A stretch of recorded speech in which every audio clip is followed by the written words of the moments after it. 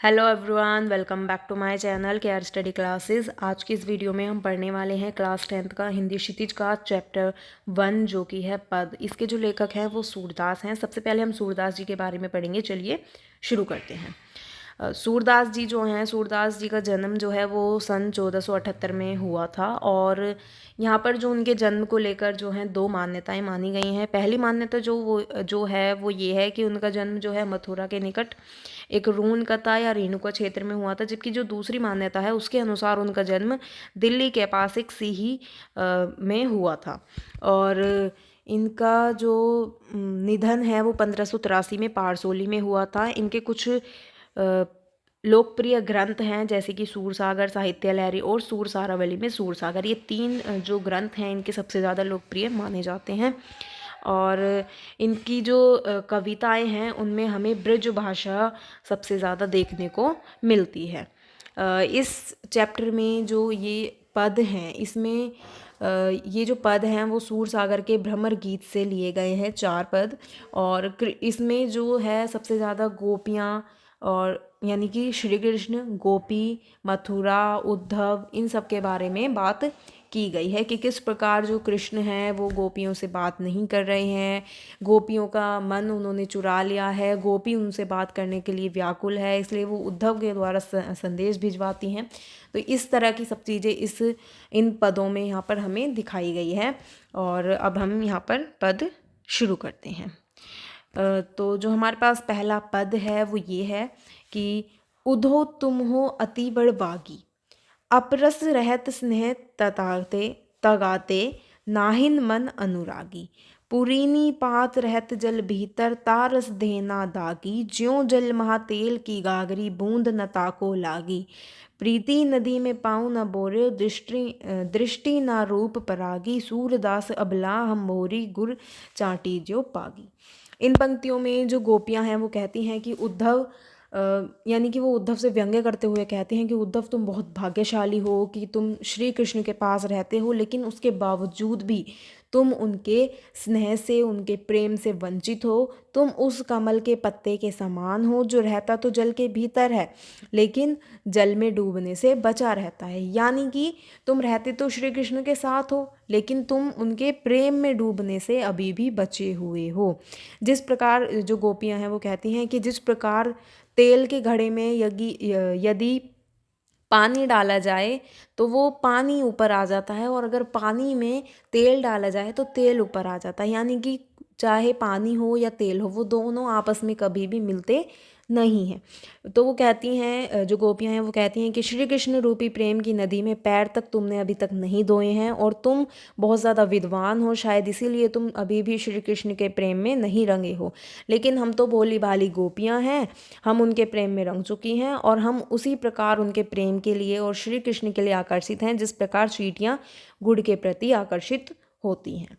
Next पर आते हैं। हमारा जो सेकंड पद है वो ये है कि मन की मन ही मांझ रही, कहिए जाई कौन पे उधो, नाही परत कही अवधि आधार आस आवन की, मन तन मन बिथा सही, अब इन जोग संदेशनी सुनी सुनी, बिरहिनी बिरहा दही, चाहती हुती गुहारी जित ही ते उत ते धार बही, सूरदास अब धीर धरी ही, क्यों मर्यादा ना लही। इन पंक्तियों में जो गोपियां हैं वो उद्धव से कहती हैं कि तुम उनकी मन की बात यानी कि जो गोपियां हैं वो उद्धव से कहती हैं कि उनकी जो मन की बात है वो मन में ही रह गई है। वो श्री कृष्ण से बहुत कुछ कहना चाहती हैं लेकिन वो अपना जो संदेश है वो उद्धव के द्वारा भेजना नहीं चाहती हैं, क्योंकि वो इस चीज़ के लिए या इस संदेश के लिए उद्धव को एक सही पात्र नहीं मान रही हैं। और जो गोपियां हैं वो कहती हैं कि वो सिर्फ श्री कृष्ण का आगमन चाहती हैं, वो श्री कृष्ण के आगमन की आस में बैठी हैं और वो इसी को आधार मान चुकी हैं और वो तन मन से हर प्रकार से विरह की जो ये व्यथा है उसे सह रही हैं। वो ये सोच रही हैं कि श्री कृष्ण आएंगे और उनके सभी दुख दूर हो जाएंगे। तो यहाँ पर एक वो जो गोपियाँ हैं वो कहती हैं कि ऐसे समय में हर कोई अपने रक्षक को बुलाता है, लेकिन जो हमारे रक्षक हैं वही हमारे दुख का कारण बन चुके हैं। हे उद्धव, अब तुम बताओ कि हम कैसे धीरज रखें और क्यों रखें। हमारी जो मर्यादा है वही अब उनके लिए नहीं रही है। ने हमारा जो नेक्स्ट पद है थर्ड, अब हम वो पढ़ेंगे।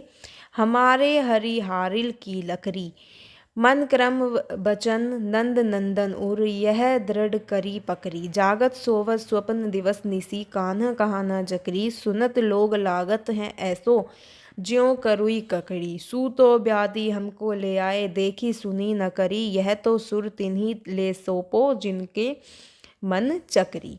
इन पंक्तियों में जो गोपियां हैं वो कहती हैं कि जो श्री कृष्ण हैं उनके लिए हारिल की लकड़ी हैं, और उन्होंने जो अपना मन कर्म है सब कुछ, मन कर्म और वचन है, उससे जो नंद बाबा के पुत्र हैं श्री कृष्ण उनको अपना माना है। वो जागते हुए, सोते हुए, दिन में, रात में, सपने में, हर जगह सिर्फ श्री कृष्ण का ही नाम जपती हैं। उनकी रोम रोम में जो कृष्ण हैं वो बसे हुए हैं।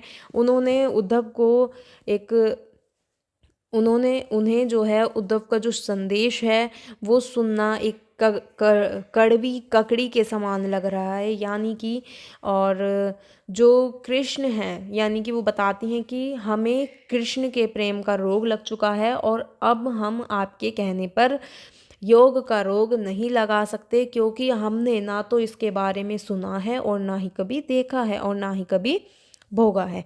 आप यह संदेश उन्हें जाकर सौंपे जिनका मन चंचल हो, क्योंकि हम पहले ही कहीं और मन लगा चुके हैं। नेक्स्ट जो हमारा पद है फोर्थ, हरी है राजनीति पड़ी आए, समूजी बात कहत मधुकर के, समाचार सब पाए, इक अति चतुर हुते पहिले ही, अब गुरु ग्रंथ पढ़ाए, बड़ी बुद्धि जानी जो उनकी, जोग संदेश पठाए, उधो भले लोग आगे के, पर हित डोलत धाये, अब अपने मन फेर पाहिए, चलत जूहते चुराए, ते क्यों अनीति करे आपुन जे, और अनीति छुड़ाए, राज धर्म तो यह सूर जो प्रजा न जाही सताए।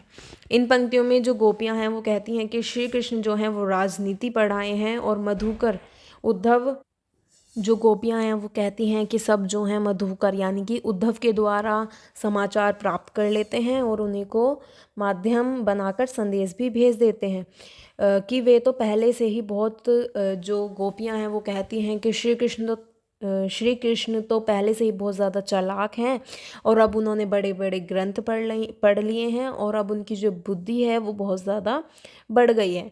तभी तो हमारे बारे में वो सब कुछ जानते हुए भी हमारे पास नहीं आते हैं, बल्कि उद्धव के द्वारा हमें संदेश भेजते हैं। उद्धव जी का इसमें कोई दोष नहीं है, वो तो भले लोग हैं, वो अपना काम कर रहे हैं, दूसरों का कल्याण करने में अपना अनुभव रख रहे हैं। गोपियाँ जो हैं वो उद्धव से कहती हैं कि आप जो हैं श्री कृष्ण से कहिएगा कि वो जो है हमारा मन चुरा कर अपने साथ ले गए हैं और उसे वापस कर दें। यानी कि जो गोपियाँ हैं वो कहती हैं कि उद्धव से कहती हैं कि आप श्री कृष्ण से कहिएगा कि वो जो हमारा मन चुरा कर ले गए हैं उसे वापस कर दें, और वे अन्याय को हटाने का काम करते हैं, लेकिन यहाँ पर वो खुद ही अन्याय कर रहे हैं, वो स्वयं अन्याय कर रहे हैं। और आप उनसे कहिएगा कि एक राजा को हमेशा चाहिए कि वो प्रजा की हित का ख्याल रखे, उन्हें किसी प्रकार का कष्ट ना हो, यही उनका राज धर्म है। यहाँ पर जो हमारा चैप्टर है वो कंप्लीट हो गया है। और अगर आपको समझ आया हो, वीडियो अच्छी लगी हो, तो वीडियो को लाइक, कमेंट, शेयर ज़रूर करें और मेरे चैनल को सब्सक्राइब करें। Thank you.